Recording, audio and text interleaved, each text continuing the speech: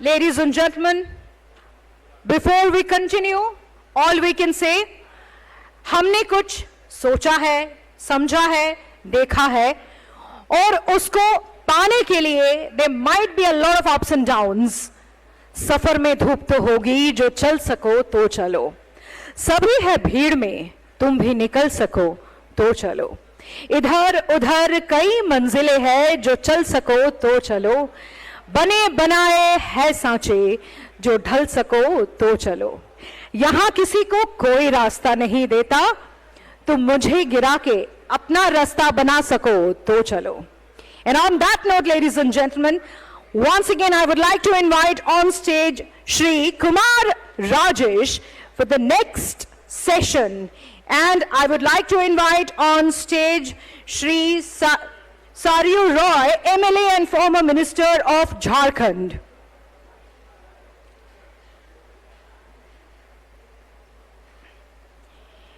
And I would request Shri Anup Sonu, the Editor-in-Chief, to please come forward for honoring our eminent speaker.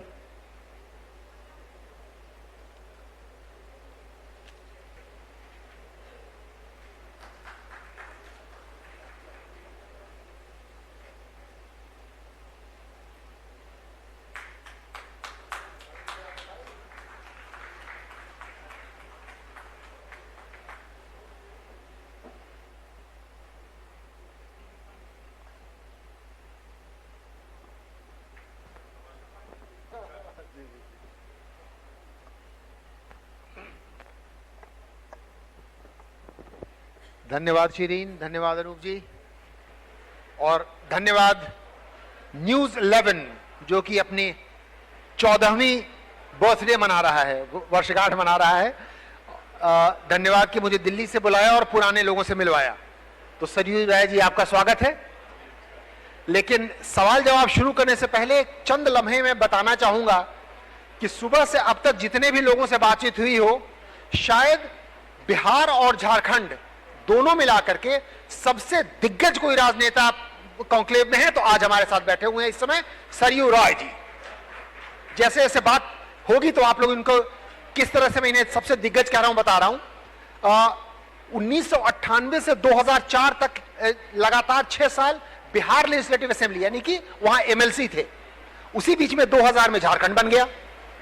उसके बाद 2005 में विधायक, फिर मंत्री आगे चल के, और कुछ जब ऐसी परिस्थितियां बनी कि कुछ रोड़े आए तो तब फिर पुनः फिर एक नाटकीय घटनाक्रम से फिर अपने दम पर, जैसे मैं वैसे तुलना करूंगा कि 1977 कितना लोगों को याद है, 1977 में इंदिरा गांधी प्रधानमंत्री रहते हुए इलाहाबाद से हारी थी राजनारायण के हाथों. बच्चों, आप लोगों को नहीं याद होगा तो याद रखिए, sitting prime minister lost her seat from Allahabad, Prayagraj तब नहीं था. उसी प्रकार sitting chief minister from Jharkhand Raghubar Das was defeated by independent Saryu Rai. ऐतिहासिक लम्हा. तो ये राजनीति की वो जो दिग्गज बनने की चीजें मैंने गिनवा दी. लेकिन यहां नेशनल कॉन्क्लेव में हम बात कर रहे हैं कि पिछले 23 सालों में झारखंड का क्या हुआ, अगले 10 साल या 20 साल में झारखंड का क्या होगा, और उसमें आपकी क्या भूमिका होगी. इस दृष्टि से पहला सवाल पूछो, बुरा तो नहीं मानेंगे? कब मानेंगे ही तो क्या होगा उससे? नहीं, फिर भी मतलब थोड़ा सम्मान करते हुए कि भाई पूछे. ईमानदारी वाली बात सब लोग जानना चाह रहे हैं. कब वापसी हो रही है बीजेपी में? अब मुझे तो इसकी कोई जानकारी नहीं है जी. मुझे इसकी जानकारी नहीं है. अभी तो बीजेपी के बड़े नेता आए थे, ये कोई सवाल उनसे कर लिया होता तो शायद पता चल जाता. हाँ, तो ये मुझे पूछ लेना चाहिए था. क्या नाम है, हमारी सहयोगी स्मिता पूछती तो भाई सामने बैठे हुए हैं. लेकिन आपकी तरफ से तो रजामंदी है ना. देखिए, ये सवाल कोई मुझसे पूछता है जी, तो मैं यही कहता हूं जी कि अगर बाघ का और एक आदमी का आमना सामना हो जाए जी, तो जो करना है बाघ करेगा. बिल्कुल. यानी संस्कृत में एक छोटी सी उक्ति है, मौनम स्वीकार लक्षणम. यानी इनकी तरफ से हां है, अगर बाघ ने दहाड़ लगाया, आलिंगन लिया, तो सरयू राय जी तैयार है। आज ये नेशनल कॉन्क्लेव में आप मान के चलिए, आज इस बात को मानो। अब देखिए, कोई भी ऐसा निर्णय इतना सरल नहीं होता है। वो तो है, सरल नहीं होता है। दूसरे, एक मैं हमेशा एक चीज कहता हूं कि एक खास परिस्थिति बनी, मैं भारतीय जनता पार्टी से अलग हुआ, चुनाव लड़ा, मुझे जीत मिली, मगर भाजपा से अलग होने के बाद मैंने कभी ये नहीं कहा कि मैं उन सिद्धांतों से भी अलग हो गया जिसके आधार पर भाजपा बनी। जो संघ परिवार के सिद्धांत हैं, देश की राजनीति के बारे में, वैश्विक राजनीति के बारे में, सनातन संस्कृति के संबंध में, तो मैं तो 8वीं कक्षा में पढ़ता था, तब से राष्ट्रीय स्वयंसेवक संघ का मुख्य शिक्षक बना अपने गांव की शाखा का, तब से मैं काम करते रहा। तो मेरी विचारधारा वही है।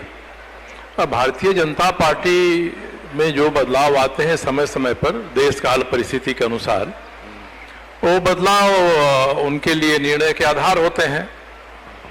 तो आज ये निर्णय है भाजपा में जाना नहीं होगा, तब भी उन सिद्धांतों के, उन नीतियों के लिए आज तक मैं काम करते रहा हूं, आगे भी उन्हीं के लिए काम करते रहूंगा। और अगर हुआ तब तो सोने में सुगंध। तो नहीं होने के बाद भी कोई कम मुश्किलें नहीं खड़ा विचारधारा वही रहेगी। आप जानते हैं, विचारधारा के लिए हम काम करते हैं, आगे काम करेंगे, स्वतंत्र हैं। और कहा जाए तो मैं इंडिपेंडेंस एंजॉय कर रहा हूं। बहुत बढ़िया। तो आज चूंकि एक बहुत महत्वपूर्ण दिन है, न्यूज़ 11 का 14th बर्थडे, वर्षगांठ 14वीं मनाई जा रही है, तो एक और थोड़ी सी लोगों को ऐसा पता लगे जो शायद कुछ नई बात हो, क्योंकि आपने जिक्र किया कुछ विशेष परिस्थितियों में ऐसा हुआ कि a sitting chief minister lost his seat, क्योंकि पश्चिमी जमशेदपुर से सीट नहीं मिली तो पूर्वी में पहुंच गए और वो कर दिया। तो संक्षेप में आप बताना चाहेंगे, शेयर करना चाहेंगे हम लोग से, क्या एग्जैक्टली वो परिस्थिति थी? देखिए, मैं माननीय रघुवर दास जी के मंत्रिपरिषद में मैं मंत्री था। अब स्वभाव दोष कहिए, कहीं गलतियां दिखाई पड़ती हैं तो मैं उनकी ओर ध्यान आकृष्ट करता हूं। तो मैं कई चीजों के बारे में बताता था, ये ठीक नहीं है, ऐसा होना ठीक नहीं है, उदाहरण के साथ मैं बताता था। होता वही था, तो मैंने अपने आला कमान को ही बताया, और जब बातें आगे बढ़ी, आला कमान ने भी ध्यान नहीं दिया, तो मैंने कहा कि चर्चा में ये बात आ रही है, और इसके कहने के फिर आला कमान मतलब मैं माननीय प्रधानमंत्री जी से 4 अगस्त 2017 को मिला था, पुराने संबंध रहे हैं उनसे। तो मैंने उनसे यही कहा कि मैं आपसे एक खास उद्देश्य को लेकर मिलने आया हूं, क्योंकि मैं जिस मंत्रिपरिषद में हूं, मुझे रोज असमंजस का सामना करना पड़ता है, इसलिए मैं चाहता हूं कि मंत्रिपरिषद छोड़ दूं। और ये बात मैं आपको बताने के लिए इसलिए आया हूं, मोदी जी को बताने आप? हाँ, मोदी जी को मैंने कहा कि मैं आपको यह बात इसलिए बता रहा हूं कि रघुवर दास जी मुझे अपने मंत्रिपरिषद में नहीं ले रहे थे, मगर आप लोगों ने उनको समझा बुझा के दबाकर मुझे उसमें रखवाया। नहीं तो मैं वहीं से छोड़ देता, कहता मैं ऐसे छोड़ूंगा, कहिए साहब कि हमने बनवाया और इन्होंने पूछा तक नहीं। तो मैंने कहा कि मैं इसलिए आया हूं। उन्होंने कहा कि मंत्रिपरिषद से अलग होने के बारे तो सपने में नहीं सोचना चाहिए, मैं अमित भाई से कहूंगा, बात करेंगे। 15 दिन बाद अमित भाई का फोन आया, मैं गया, आधे घंटे अच्छी तरह बात हुई। उन्होंने कहा कि मैं 15-16 सितंबर 2017 में 3 दिन मैं रांची रहने वाला हूं, मैं ठीक करूंगा चीजों को। आए भी और ठीक भी किया उन्होंने, मगर जैसे होता है ना कि एक जानवर की पूंछ होती है, खींचिए तो सीधा, नहीं खींचिए फिर टेढ़ा। तो दिसंबर आते आते फिर वही हो गया। तो मुझे भी कहीं गलत दिखाई पड़ता है, मैं खुद भी गलत करता हूं, तो कहता हूं भाई मुझसे गलती हो गई है, मैं उसको सुधार लेता हूं। तो यही कारण हुआ। अब बात आने लगी कि रघुवर दास जी मुख्यमंत्री हैं, नहीं चाहते हैं कि आपको टिकट मिले। मैं फिर गया, अमित शाह जी के यहाँ गया, राजनाथ सिंह जी के यहाँ गया, और मैंने कहा कि देखिए मैं 1962 से काम कर रहा हूं संघ परिवार में। अगर आपको लगता है कि मुझे चुनाव में टिकट नहीं देना है तो आप मुझे बता दीजिए, मैं खुद ही प्रेस के मित्रों को बुलाऊंगा और कह दूंगा कि भाई अब मैं चुनाव नहीं लड़ना चाहता हूं। मेरे एक सम्मानजनक, जिसको ऑनरेबल एग्जिट कहते हैं, आपके यहाँ से सम्मानजनक विदाई हो जाएगी, मैं इसके लिए तैयार हूँ। मगर लोगों ने कहा नहीं नहीं ऐसा कैसे होगा साहब, पार्टी किसी एक आदमी की नहीं है। पार्लियामेंट्री बोर्ड बैठी, मैं राजनाथ सिंह के यहाँ गया उसके सामने, उनको कहा कि देखिए आप बता दीजिए, कल तक लोग मुझे बता दें कि आपको टिकट नहीं देना है, मैं खुद ही अनाउंस करूंगा, और नहीं अगर आप मेरे साथ अपमानजनक व्यवहार करिएगा तो मैं उसी व्यक्ति के खिलाफ उसी के क्षेत्र में जाकर चुनाव लड़ूंगा जिनके कारण यह परिस्थिति पैदा हुई है। और राजनाथ जी ने इस बात को रखा पार्लियामेंट्री बोर्ड में।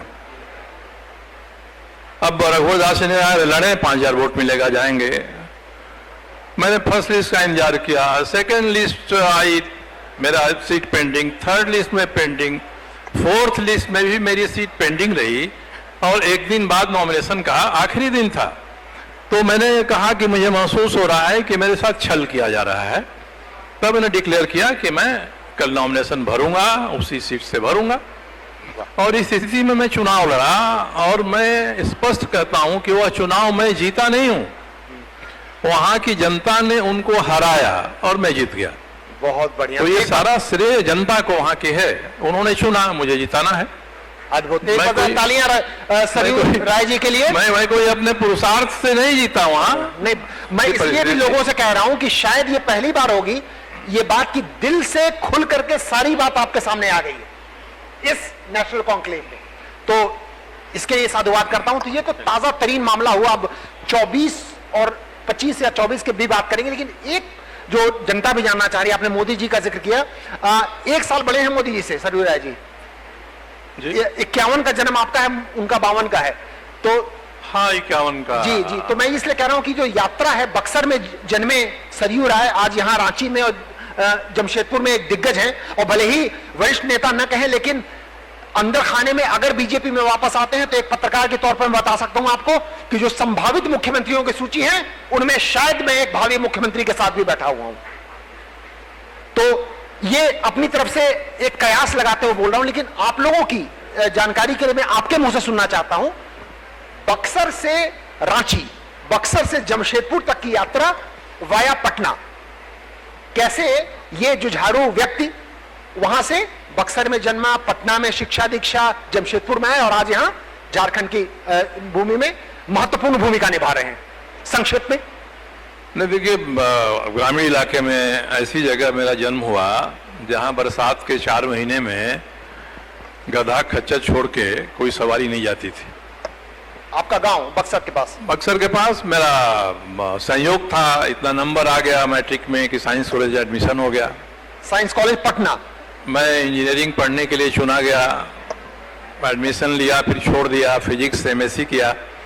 जेपी मूवमेंट में हम लोग आए, वहीं से राजनीति शुरू हुई, और उसके बाद जब मैं भारतीय जनता पार्टी में, तो मैं बहुत लेट आया, 1993 में आया। वैसे मैंने जनता पार्टी में 1980 में जब बिहार एक था तो जनता पार्टी का मैं इस प्रदेश का महासचिव था। चंद्रशेखर जी राष्ट्रीय अध्यक्ष हुआ करते थे। चंद्रशेखर जी को अध्यक्ष जी ही कहा जाता था। अध्यक्ष ही कहा जाता था। तो और हम लोगों के लिए वो घर के व्यक्ति जैसा लगते थे, आत्मीय थे। अब भाजपा में आया तो 1995 में रांची में कुछ ऐसी स्थिति उत्पन्न हुई, कई लोग हैं, प्रेम मित्तल जी जैसे लोग हैं बैठे हुए, जिसमें बड़े धड़े ने यहां से बगावत कर दिया जनता पार्टी, भाजपा से, और वनांचल विकास मोर्चा बना के लोग 8 महीना काम किए। तब मुझे भेजा गया कि आप रांची जाइए और प्रभारी के नाते आप वहां का काम संभालिए। तब मैं रांची आया। उस स्थिति में जब यहाँ की सड़कों पर गोविंदाचार्य और जसवंत सिन्हा, कैलाशपति मिश्रा के पुतले टंगे होते थे और उन्होंने जूते की माला पहनाई जाती थी, इस स्थिति में मैं आया। तब कुछ चंद लोगों ने साथ दिया। उस 1996 की बात है, ये 1995 की बात, 95-96 की बात। तो लोग, झारखंड के लोगों को याद दिलाना चाहूं कि अगर आज भी भाजपा की सरकार रही है पूर्णकालिक 5 साल तक, या पहले भी रही, आगे हो सकती है, तो जो नींव का पत्थर रखा गया था कटीली जमीन पर, वो उस कटीली जमीन पर चलने वाले आज आपके साथ मंच पर बैठे हुए हैं। और मैंने जब पशुपालन घोटाला उठाया तो उसका स्रोत, उसकी गंगोत्री रांची में ही थी, चाईबासा रांची थी, चाईबासा तो एक जिला के नाते वहां से मामला उठा, तो वो यही अलग बात- कहानी है। तो इन सबों से संघर्ष करते हुए जो सामान्य लोग थे, कार्यकर्ता, ये सब जुटे और 1996 के चुनाव में सबके विरोध के बाद भारतीय जनता पार्टी 14 में से 12 सीट जीत गई। बाबूलाल जी केवल 5000 वोट से दुमका से हारे थे। बाबूलाल वनांचल के अध्यक्ष थे, नौजवान थे, इसलिए पुराने लोगों ने बगावत कर दिया था कि नए लड़के को बना दिया साहब। लेकिन 98 में बाबूलाल जी भी जीते 98 बाबूलाल भी जीते और लगातार 4 बार जीते। हाँ, जीते। फिर बाबूलाल जी मुख्यमंत्री बने, अर्जुन मुंडा जी मुख्यमंत्री बने, ये चीजें आते रहीं। तो पार्टी ने मुझे यहाँ कहा कि जाइए और वहाँ रह के ही वहाँ का काम करिए। आ गया। मैं तो 2005 में जमशेदपुर से चुनाव लड़ने के बारे में सोचता भी नहीं था, मैं तो बोकारो से चाहता था। मगर अचानक मुझे लोगों ने कहा कि नहीं, जमशेदपुर पश्चिम से लड़ना है, तो मैं तो ब्रीफकेस लेकर गया, नॉमिनेशन किया, चुनाव जीत गया। तो कई बार ऐसे संयोग होते हैं जो जीवन में भूमिकाओं का तो इस निर्धारण प्रकार आप झारखंड के होके रह गए आज के की बाद तारीख में। मैं, हाँ, मैं आ जी, गया जी। और तब से तो हम लोग बात करते हैं ना, India is a unity in diversity, एकता में अनेकता का देश है। अगर झारखंड की बात करें तो एक समस्या है, आज भी है, हम उससे इनकार नहीं कर सकते हैं, वो है आदिवासी गैर आदिवासी वाली बात। दिल पे हाथ रख के कहिए तो ये समस्या है, भगवान करे जल्दी से जल्दी समाप्त हो। तो वो अनेकता में एकता जो राष्ट्र की बात होती है, शायद आदिवासी और गैर आदिवासी एकता के रूप में भी एक प्रतीक के रूप में हम सरयू राय जी को मान सकते हैं। लेकिन अगला सवाल है जो कि बड़ी चुटीली बात आपने कही थी, 95-96 में, आज तो चारा घोटाला में लालू जी जेल जा चुके हैं। बहुत कम लोगों को पता होगा कि जो उजागर करने वालों में भी आज यहां बैठे हुए हैं। और मुझे याद है उस समय मैं आज तक शुरू हुआ था, आया था चाईबासा में, अमित खरे डीएससी थे, उन्होंने साइन किया जब पहला केस हुआ था लालू जी के खिलाफ। तो सवाल आपसे ये है कि ये तो चारा घोटाला बहुत प्रचलित हो गया, लेकिन ये इतने, मतलब मैं ये कह सकता हूं कि ये राजनेता नहीं होते तो बहुत अच्छे खोजी पत्रकार होते, क्योंकि एक चारा घोटाला नहीं, ये आप खुद अब गिनवाइए हमारे दर्शकों को कि न जाने कितने घोटाले आपने निकाले हैं बिहार और झारखंड में, और आज भी उन पर केस चल रहा है। और कैसे आप इतना समय निकाल पाते हैं कि जनता की उस गाढ़ी कमाई में जो घोटाले में गए उसको कैसे सूंघते हैं और कैसे निकालते हैं बाहर और पेश करते हैं सामने। देखिए, मैंने 10 साल तक पत्रकारिता में काम किया, नवभारत टाइम्स के लिए। जी देखिए, मैं बात सही लिखता निकली। था, मुझे कहा गया था मैं नवभारत टाइम ज्वाइन कर लूं, मैंने कहा ज्वाइन नहीं करूंगा, फ्रीलांसर के नाते काम करूंगा। और मैंने इतना काम किया कि मुझे क्रेडेंशियल मिल गया फ्रीलांस जर्नलिस्ट का। और तब मुझे अरुण रंजन जी यहाँ संपादक हुए, पहले दीनानाथ जी थे, उनके साथ काम किया। तो कहा गया कि आप एडिट पेज के लिए बिहार की आर्थिक स्थिति पर एक लेख लिखिए, हर सप्ताह छपेगा, और आप जो न्यूज भेजेंगे उसको हम लोग फ्रंट पेज पर एंकर के रूप में छापेंगे। तो मैं लिखता था, वो किताब मेरी पब्लिश हुई है समय का लेख के नाम से। तो अखबार के एक एंकर लिखने के चक्कर में आपने जो शोध किया, उस शोध के आधार पर चारा घोटाला निकला। उसका ही नतीजा है। अद्भुत। मैं बजट का अध्ययन करता था, फाइनेंशियल रिपोर्ट का करता था, जो प्लानिंग कमीशन का रिपोर्ट उसका अध्ययन करता था। और मैंने 1994 में, अमित खरे की मां का मामला तो 1996 में आया। जी जी। मैंने 1994 में जयप्रकाश जी के जन्मदिन पर प्रेस कॉन्फ्रेंस करके कहा था कि पशुपालन घोटाला हो रहा है और खजाने से अवैध निकासी हो रही है। कोई एक आदमी हमारी बात मानने के लिए तैयार नहीं होता था। मगर जब सीएजी के रिपोर्ट में ये सारी बातें 1995 के दिसंबर में आ गई, तब सब मानने लगे घोटाला हो रहा है और ट्रेजिस परेड होने लगी। तो ये मैं आप लोगों को आश्वासन दिलाना चाहता हूं कि अगर केवल घोटाले की रहस्यमय बात ही करते रहें, उसी रोचक वार्तालाप में 1 घंटा निकल जाएगा, लेकिन यहाँ समय की सीमाएं हैं। तो आप केवल हमें गिना दीजिए कि चारा घोटाला के अलावा और कौन कौन से घोटाले आपने अब तक उजागर किए हैं। उसी से हम लोग काम चला लेंगे। सबसे पहले कोऑपरेटिव के बिस्कोमान की खाद से भोजपुर रोहतास जिले के रबी की फसल जल गई वो थी। चारा घोटाला के पहले, वो 82 का मामला है। 82 का। हाँ। मैंने इस मामले को उठाया। लोग शुरू में तो रुचि लिए, बाद में उपेक्षा करने लगे। तब मैं इसकी गहराई में गया और मैंने पता किया कि नकली खाद सूरत के एक फैक्ट्री से आई है और सूरत में उस नाम की कोई फैक्ट्री नहीं है। तो मैंने दस्तावेज इकट्ठा किया और जब भागवत आजाद साहब मुख्यमंत्री हुए तो हमारी रिपोर्ट के आधार पर उन्होंने सभी कोऑपरेटिव संस्थाओं को सुपरसीड कर दिया। उसमें तपेश्वर बाबू जैसे दिग्गज आदमी, बिस्कोमान का डॉन माने जाते थे तपेश्वर बाबू। थे, तो पहली शुरुआत थी, लालू जी तो हम लोग के गहरे दोस्त थे। मैंने कहा उनको कि भैया ये गलती हो रही है, अरे छोड़ा हो ही जाए। फिर उसके बाद मधु कोड़ा जी का मामला आया, मैंने उनको भी समझाया, बताया, लिखा, उन पर तो किताबें लिखी मैंने, मधु कोड़ा लूट रहा है। तो बाद में बता, हमारी सरकार थी, मैं उसको भी बताता था, और मैंने उसमें कहा कि देखिए मैं नहीं चाहता हूं कि कोई तीसरा मुख्यमंत्री हमारे हाथ से जेल जाए। अपनी सरकार है, इस बात को समझिए। तो रघुवर दास जी के यहाँ भी कुछ घोटाला का मामला लग रहा था क्या? मैंने उठाए हैं, लिखे हैं, उस पर 2-3 पुस्तकें हैं, मैं आपको दे दूंगा। चलिए, तो अभी घोटालों पर विराम लगाता हूं। वो रघुवर दास जी चाहे किसी की भी, लालू जी, सब उनके आंच से जले हुए होंगे, लेकिन हम इसकी राजनीतिक मर्यादा पर लौटते हुए, जैसा आपने कहा 8वीं कक्षा में ही आपका एक लगाव संघ से हो गया था, तो ये जो संघ की जो ठोस धरातल रही है आपके पूरे जीवन में, वो कितनी उपयोगी रही है आपकी राजनीतिक यात्रा में? देखिए, संघ से संयोग के कारण संबंध हुआ। 1962 में मैं 8वीं क्लास में था, भारत और चीन का युद्ध हुआ था। उसमें गांव-गांव में हर स्कूल में राष्ट्रवाद के नारे लगाए जाते थे और प्रभात फेरियां निकाली जाती थी। वैसे समय में संघ के लोग अपने संगठन का प्रसार करने के लिए उस इलाके में गए, और एक राष्ट्रवादी संगठन के नाते मेरा उनसे संबंध हुआ। उन्होंने अपने गांव की शाखा का मुझे मुख्य शिक्षक बना दिया, विद्यार्थी परिषद के साथ काम किया, जनसंघ के साथ काम किया, भाजपा के साथ मैं बहुत देर में काम किया। कई बार मतभेद भी हुए और मैं अलग भी हुआ। मैं तो ये प्रवृत्ति रखता हूं कि भाई मैं ही पीछे हट जाता हूं, छोड़ देता हूं। अनेकों बार ऐसा हुआ। संघ की जो ठोस धरातल से मदद मिली आपको अपनी राजनीतिक यात्रा में?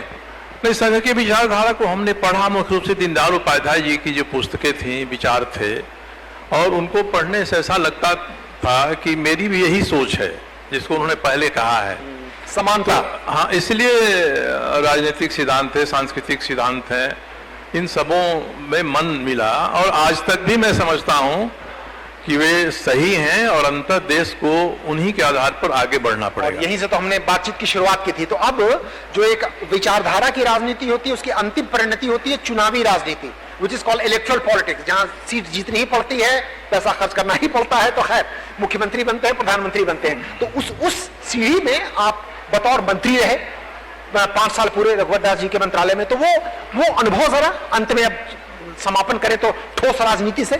देखिए, मैं चुनाव लड़ा, संगठन ने लड़ाया, और 2005 के चुनाव की सारी व्यवस्था संगठन ने की। और मैं एक बात आपको कहना चाहूंगा, संसदीय कार्य, फूड सप्लाई एंड डिस्ट्रीब्यूशन, मैं मंत्री था, मंत्रालय आपका था, मंत्री था।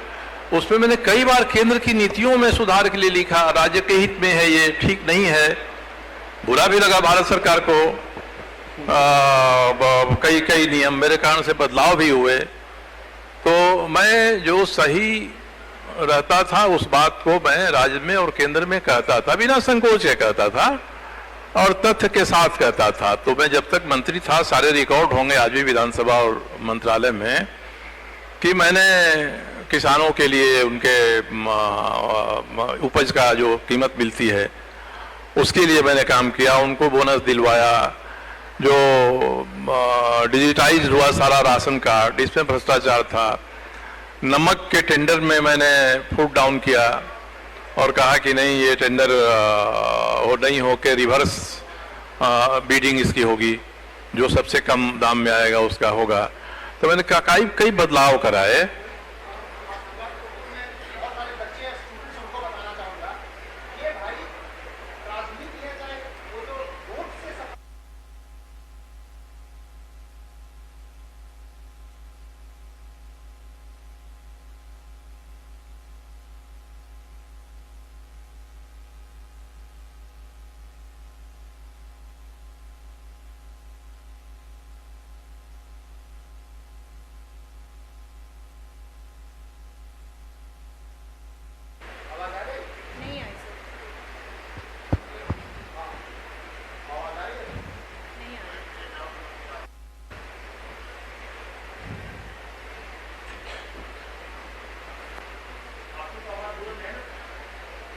इसमें तो ठीक है, अभी साथ दे रहा है। असल में सवालों का बोझ सहन नहीं कर पा रहा हो। चुप चुप। नहीं तो हमारा वो सवाल था जो शायद अगर हेलो, मैं चाहूंगा कि अगले चंद मिनट जो बचे हमारी बातचीत के, उस समय तक ये सवालों का बोझ संभाल ले। अब अंत में मैं जानना चाहूंगा, और वो मैं बाबूलाल जी आएंगे उनसे मैं पूछूंगा कि जैसे अभी वरिष्ठ नेता आए थे, कोई नहीं, हमारी एंकर पूछते रह गई, नहीं बता पाए कि कौन मुख्यमंत्री बनेंगे उन 3 राज्यों में, मध्य प्रदेश, राजस्थान और छत्तीसगढ़ में। तो जाहिर है अगर भाजपा जीतती है, पत्रकार तो हम अगर ही कह सकते हैं, अगर भाजपा जीतती है तो प्रमुख दावेदारों में से बाबूलाल जी होंगे, आप होंगे और भी लोग होंगे। तो अगर कहीं आप मुख्यमंत्री बने तो आपकी क्या प्राथमिकताएं होंगी झारखंड के लिए? देखिए, जैसा राज्य झारखंड है जी, झारखंड राज्य की बनावट जैसी है जनसंख्या की, उसमें मेरे जैसे व्यक्ति के लिए मुख्यमंत्री बनना नेक्स्ट टू इम्पॉसिबल है, संभव नहीं। इसलिए ये देखिए ईमानदारी वाली बात, इस भ्रम में रहना ठीक नहीं होता है। जी। बाबूलाल जी बने थे, मैं प्रभारी था जब इस राज्य का, तो 2 मुख्यमंत्री बने, बाबूलाल जी बने, अर्जुन मुंडा बने। अर्जुन मुंडा बने, और दोनों से भी कई मुद्दे पर मतभेद हुआ। तो बाद में लोग पूछते थे, मैं आज भी कहता हूं कि इस झारखंड की राजनीति में Babulal was my first love and Arjun Munda the next choice. क्या बात, समझे ना? तो मुझे लगता है इस राज्य में सब कुछ ठीक ठाक रहा तो इन्हीं दोनों में से कोई एक मुख्यमंत्री बनेगा। चलिए, तो ये भी एक संदेश लेके जाइए आप लोग। अगला अगर बीजेपी जीतती है तो मुख्यमंत्री बाबूलाल मरांडी या अर्जुन मुंडा में से एक होंगे, ये मैं नहीं, सरयू राय जी कह रहे हैं। तो अंत में वो जाना, अच्छा हाँ, ये भी गौर किया आप लोगों ने कि राजनीतिक हैं लेकिन भाषा रोमांटिक भी है, first love and the next choice, wonderful sir. तो अंत में मैं जानना चाहूंगा, आप चूंकि वरिष्ठ हैं और ग्रास रूट वाले हैं, ओवरऑल जो जनता जानना चाहेगी, 23 साल हो गए झारखंड के, तो अभी कितने संतुष्ट है, कितने नहीं, और आगे 10 साल या 20 साल के लिए क्या देखते हैं आप? मैं एक बात आपके सामने रखना चाहूंगा जी, कि जैसे जैसे झारखंड में सरकार की उम्र बढ़ते जा रही है, समस्याएं और घनीभूत होती जा रही हैं। आज की जो स्थिति है कि राज्य की सरकार विधानसभा से वैसे प्रस्ताव पास कराती है जो संविधान के अनुकूल नहीं है, राज्यपाल लौटा देते हैं, तो कहते हैं कि राज्यपाल यहाँ के स्थानीय लोगों के साथ न्याय नहीं कर रहे हैं। तो मैं हमेशा ही कहता हूँ, खुलकर कहता हूँ, माननीय मुख्यमंत्री जी से भी मैंने कहा, विधानसभा में भी कहा है कि जैसे भारत में विभिन्नता में एकता की आवश्यकता है, वैसे झारखंड में भी है। भारत से अधिक विभिन्नता झारखंड राज्य में है। वही तो मैंने कही बात। तो यहाँ की कोई नीति होगी, जब तक वो समावेशी नहीं होगी तब तक ये राज्य कामयाब नहीं होगा। 1932 का खतियान पर आज कोई बोलना नहीं चाहता है, और वो शायद पास हो चुका है। पास हुआ फिर लौट के आया। मैं यही कहना चाहता हूं कि देखिए, जिसकी सरकार बनती है वह अपने समर्थक वर्ग के लिए अधिक से अधिक करना चाहता है, इसमें कहीं कोई गलती नहीं है। आप अधिक से अधिक कर सकते हैं मगर 100% नहीं कर सकते। संविधान ने जो सीमा मर्यादा तय की है और जिसको 2002 में, 2007 में सुप्रीम कोर्ट ने, हाई कोर्ट ने इसको स्पष्ट किया है, तो 1932 के खतियान से मेरे जैसे व्यक्ति को कोई एतराज नहीं है। मगर 1932 और 2000 के बीच और 2000 और 2023 के बीच जो भी घटनाक्रम हुआ है उसको नजरअंदाज नहीं किया जा सकता है। इस बात को सबको समझना होगा, तभी एक स्थिर सरकार होगी, तभी ये राज्य विकास करेगा और तभी सबके लिए हम करेंगे। ये होगा संविधान का पूरी तरह से पालन सरकार करती तो ये नहीं होता कि विधानसभा से 1932 का खतियान पास करा रहे हैं स्थानीयता के लिए और नौकरियां देते समय कोई स्थानीयता की परिभाषा ही नहीं है। ये हो रहा है। तो संविधान के आधार पर चुने गए व्यक्ति, विधानसभा में संविधान की शपथ लेने वाले व्यक्ति अगर संविधान के साथ इस तरह से क्रूर मजाक करेंगे तो कोई समाज कैसे आगे बढ़ सकता है। और इस राज्य की दूसरी समस्या है कि 23 वर्षों में यहाँ पुलिस प्रशासन नौकरशाही का जो चेहरा सामने आया है, मैंने कल ही ट्वीट किया प्रधानमंत्री को टैग करके, जब उन्होंने कहा कि 300 करोड़ मिलने पर कि पाई पाई का हिसाब लूंगा, तो मैंने कहा कि पाई पाई का हिसाब लेने का वक्त आ गया है, अब विलंब घातक होगा। ईमानदार आप हैं तो आजकल में उसका हिसाब लीजिए, नहीं तो जो भावी पीढ़ी आ रही है IAS IPS की, वो इन्हीं लोगों को अपना रोल मॉडल मानेगी। वही मैं कह रहा जो हूं, आज जेलों में हैं, तो ये रोल मॉडल भावी पीढ़ी की होंगी, तो प्रशासन का भविष्य क्या होगा इस राज्य में? धनाढ्य लोग या बड़े पद वाले लोग को अपनी सफलता की परिभाषा मत मानिए। अगर आप सुखी हैं, माता पिता से संबंध आपके अच्छे हैं, भाई भाई में लड़ाई नहीं हो रही है, तब आप सफल हैं। तो ये झारखंड के विकास के लिए आगे 10-20 साल के लिए सलाह दी है एक वरिष्ठ राजनेता ने। मैं उम्मीद करूंगा कि आने वाली जो मैंने मिलकर दिया है, और मैंने ये भी कहा है कि यहाँ के जो प्राकृतिक संसाधन हैं उनकी रक्षा होनी चाहिए। आज पढ़ते होंगे, ये विषयांतर मैं थोड़ा कर रहा हूँ, रांची में हरमू नदी का सवाल उठता है, हरमू नदी सोनरेखा का सवाल उठता है। तो इस राज्य में जल है, जंगल है, नदियां हैं, जल स्रोत हैं, उद्योग इतना बढ़ेंगे तो इन जल स्रोत, इन प्राकृतिक स्रोतों की रक्षा आप बढ़ते हुए औद्योगिकरण से नहीं करिएगा तो राज्य नहीं पनप सकता है। हम लोगों ने तो 2004 से दामोदर को साफ करने का आंदोलन शुरू किया। 4 अगस्त 2017 को मैं प्रधानमंत्री से मिला था, उन्होंने पूछा क्या हो रहा है दामोदर अभियान के बारे में। मैंने कहा कि आप लोगों का जो गंगा एक्शन प्लान है वैसा नहीं हो रहा है, और मैंने स्पष्ट किया है कि कोई दामोदर जैसा जल स्रोत गंदा हो रहा है तो कोई सरकार, समाज, व्यक्ति धृष्टता नहीं कर सकता है कि हम इसको साफ कर देंगे। नदियां तो हर साल मानसून में अपने आप को साफ कर लेती हैं, बाद के 8 महीने में हम उसको गंदा करते हैं। इसलिए नदी पर कृपा करने की जरूरत नहीं है, गंदा करने वालों पर कार्रवाई करने की जरूरत है। नदी साफ रहेगी, और यही बात गंगा जी में भी अपनाइए आप। नरेंद्र मोदी जी से साफ, क्लीन हो गया है, स्वच्छ हो गया है, लोग घरों में उसका पानी इस्तेमाल करते हैं। और 2004 में उसमें केवल उद्योगों की स्लरी और राख बहा करती थी। ये सामने हैं, आंकड़े हैं इसके। ये हुआ जनता के प्रयास से हुआ, और हम लोगों ने रोका उनको जो गंदा कर रहे थे वो। यानी सुधार है, आगे बढ़ रहे हैं। दामोदर में बिल्कुल सुधार है। सोनरेखा को भी 5 भाग में बांट के सुधार करने के हम लोग बढ़ रहे हैं।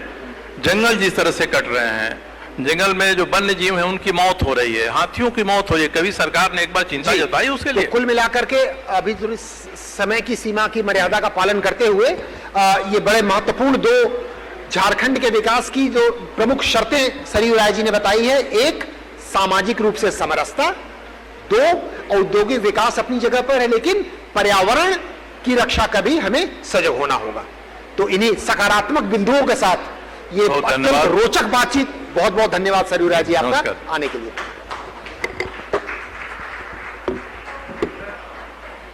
That was a superb moderation in 1-to-1 by Rajesh ji. Can we have a big round of applause? And of course, Shri Saryu Rai absolutely was apt with the befitting answers. Our MLA and former Minister of Jharkhand. And now we would like to honor our sponsors. I would request Shri Manoj Kumar Agarwal, Director, Genetic Multi-Speciality Hospital, to please receive the memento.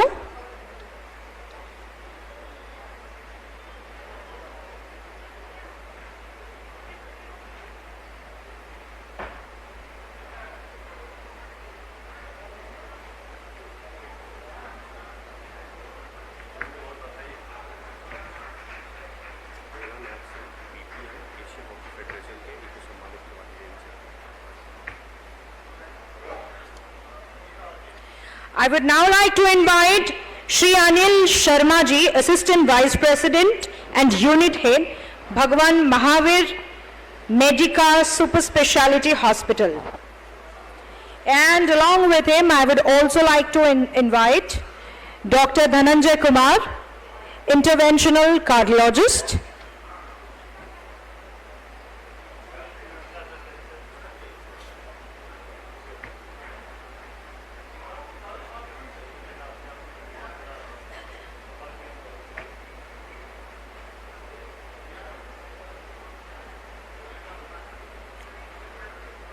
I would request Shri Krishna Kumar, DDA TVNL, of course, Tenughat Vidyut Nigam Limited, to please come on the stage and receive the memento.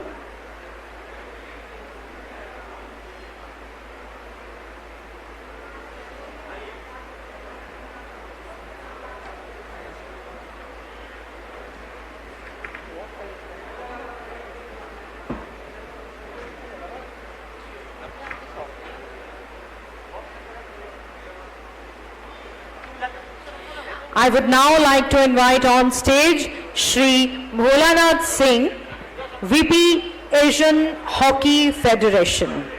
एक बार जोरों की तालियां हो जाए, ladies and gentlemen.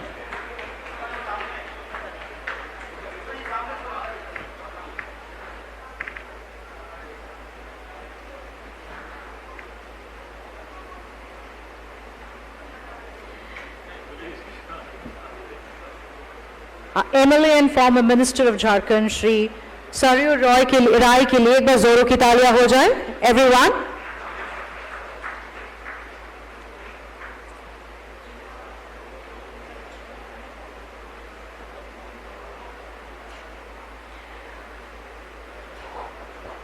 Ladies and gentlemen and friends, we move.